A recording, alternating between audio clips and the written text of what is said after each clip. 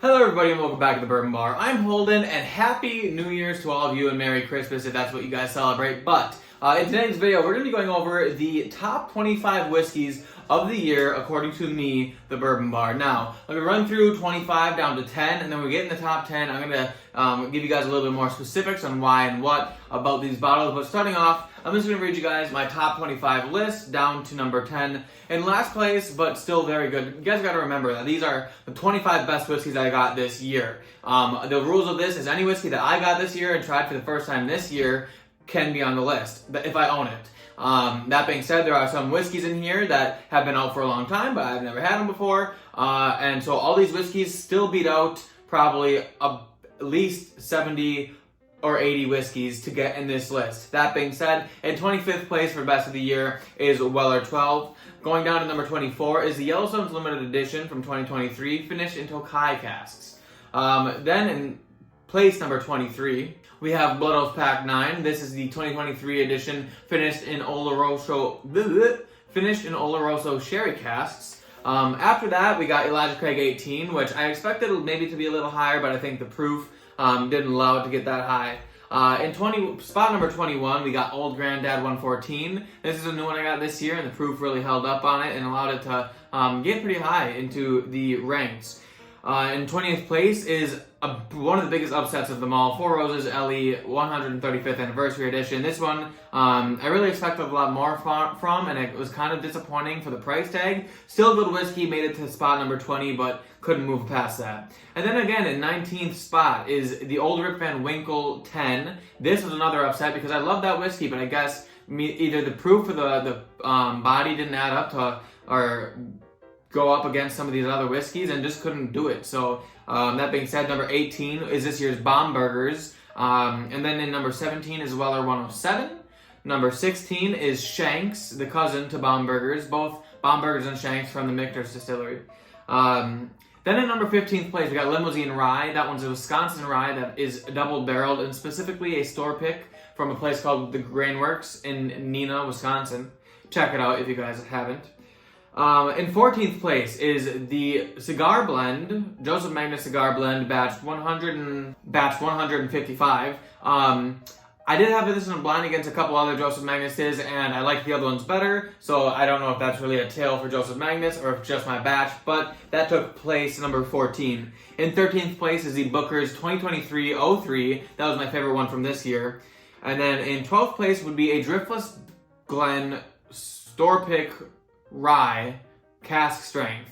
So this was a single barrel rye at cask strength. I actually got it from the distillery, so not a store pick. Don't know why I said that. But this rye actually made it quite high up in the ranks and did really well, especially being a rye. And I'm more of a bourbon guy myself. So 11th place is the Maker's Mark BEP. This is their toasted barrel finish or their toasted stave finished series that they do. And this is the BEP, which was this year's limited edition, I believe.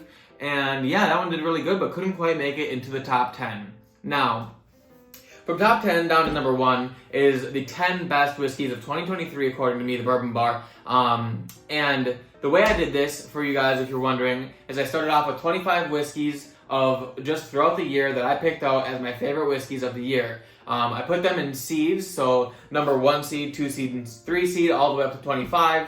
Whereas the ones that I thought would be around first place started there, and the ones that I thought maybe weren't going to do as good started last. I would do a blind of 10 whiskeys. The last 5 would stay where they were, and then the next 5 would move on. So the first blind would have been Weller 12, Yellowstone, Blood Oath, Elijah Craig 18, and Old Granddad, and those were my bottom 5, hence why they went there. And then the top 4 of those moved on to the second blind, or the top 5 of those moved on to the second blind, and I did the same thing. 5 stayed back, 5 moved on. So I worked my way through it, so some of the last whiskeys in last place had a chance to work their way all the way up to some of the best whiskeys of the year. That being said, in 10th place for my 2023 Whiskey of the Year is Knob Creek 18 Year. Now, this is a bottle I personally thought might have even done a little bit better. I was kind of surprised that it only took 10th place, but this is one that I thoroughly enjoy. I think it's well put together. Even at 100 proof, it still was in the heavy hitters of the high proof stuff that we have in this list.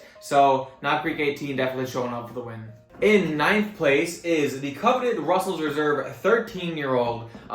This one I actually like this bottle a lot, but for some reason in the blind, there's just some things about it that didn't quite put it as high up as I thought it might be. So again, I had some upsets in this, and then again, I got a lot of good whiskey this year, so I'm not entirely surprised. But ninth place is still respectable for sure. In eighth place for this year is J. Henry & Sons Limited Edition 2023 Wisconsin Straight Bourbon Whiskey. Big name. Basically, this is a whiskey they put out on Black Friday. It's a limited release. They come out with one every year. This is around $115, and this stuff absolutely hit. So one of the J. Henry bottles in this top 10 that actually crushed the competition. This one started off a little bit lower and it beat out Joseph Magnus Cigar Blend along with a bunch of other great bottles to make it here. So J. Henry doing God's work. In seventh place for this year is one that, won Whiskey of the Year last year, but it is the Woodford Reserve Batch Proof, batch 124.7, or that's the proof anyway. Now, if you guys remember that the 118.4 won my Whiskey of the Year for last year, this one didn't quite get there. Only at number 7 spot. Still did incredible, and this is amazing whiskey, but was not able to make it to the coveted number 1. In the number 6 spot, a bottle that is hard to get, especially if you live in America, and that is Wild Turkey 12-year. Wild Turkey 101 12-year. This bottle is one that is typically a Japan release, but I was able to get thanks to a friend, Casey, shout out to you. And this bad boy cost about $150, and it took 6th place in 2023's Whiskey of the Year. There's some things about this that, will throw you for a loop, and it seems a little funky, but honestly, great whiskey. Glad it made number 6. It definitely lived up to all of the hype. In 5th place, the second J. Henry & Sons bottle on this list, this is their Laflam Reserve. This is straight bourbon whiskey finished in Armagnac barrels, aged 5 years. So those of you who don't know, J. Henry is a Wisconsin distillery. All their grains that they use are grown here in Wisconsin and made here in Wisconsin and distilled here in Wisconsin, aged in Wisconsin, and so on. They are blended by Joe Henry and master distiller Nancy Fraley. And honestly, you guys know Nancy Fraley. The nose is epic at what she does. She makes some of the best whiskeys ever, and this J. Henry is no exception. It's amazing. It's honestly, it beat out their limited edition, which has their higher age whiskey in it, and it's just like a masterpiece every year. It's one of the Wisconsin's most sought after Wisconsin bourbons if you live around here. So that being said, J. Henry Laflam did absolutely amazing.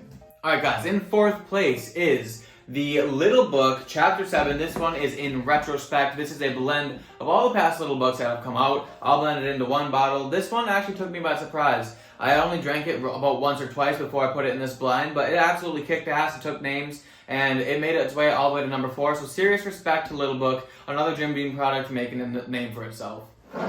Alright, down to the nitty gritty. We're in the top 3, and these are the 3 most important bottles of 2023.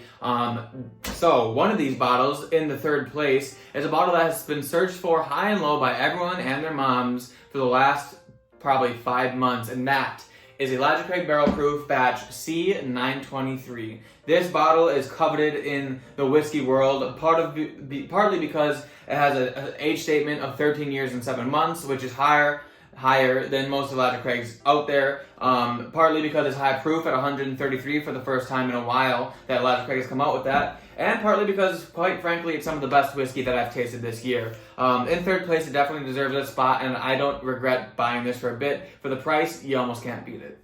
In place number 2, one that absolutely shocked me to my core, that I never thought a rye could possibly get this high up in the list, is the Parker's Heritage 10-year-old cast strength rye. This one is fantastic. I like ryes, but I'm not as much of a rye fan as I am bourbon. Now, this barely legal rye comes in at 128.8 proof and around $180, and this stuff is some of the best whiskey you'll ever taste, especially if you're not necessarily a rye person. This stuff will still hit all of your expectations and even shatter them. Honestly, I'm so happy about this bottle. I waited in line for about 5 hours in the rain and cold to get it, and I don't regret it for a second. Place number 2, amazing. Alright guys, finally in 1st place, the number 1 whiskey of the year for 2023, according to me, the Bourbon Bar, is another product from the Jim Beam Distillery, one that I absolutely love, and I might have even called, when I tasted it for the first time, Baker's 13, baby. Baker's 13, honestly, shocked me a little bit, but at the same time, loved this. Every single time I've drank this whiskey, I have said it is right on my palate. It's everything that I like in a whiskey. I love Jim Beam products, especially when they're higher age. They get a little bit more of that fruitiness and a little less nuttiness, but it still offers everything that I love in a Beam product. The proof is right, the flavors are right, everything about it is right. It's well balanced, it's got so much character to it that I am so happy I got this. And another shout out to Casey Tisler. You know who you are. You're doing God's work sending me these bottles or bringing me these bottles back from Kentucky. This one was another one that he got from the distillery, and I never saw one in person. So the fact that he got one for me means a lot, because this is, quite frankly, the best whiskey of 2023. And I don't feel bad saying it at all. I'm pretty sure, 90% sure, 99% sure, that I said that this is the best whiskey I ever tasted. When I tasted it for the first time, I said there's a very large chance it could be whiskey of the year. And when you look at that, I was right. So, that being said, thank you all for being here. I hope you guys had a wonderful 2023, and cheers to you all in the new year. Honestly, I'm going to crack this bad boy for a toast. That being said, hope you guys enjoy your weekend, and we'll see you all in the next class. Cheers.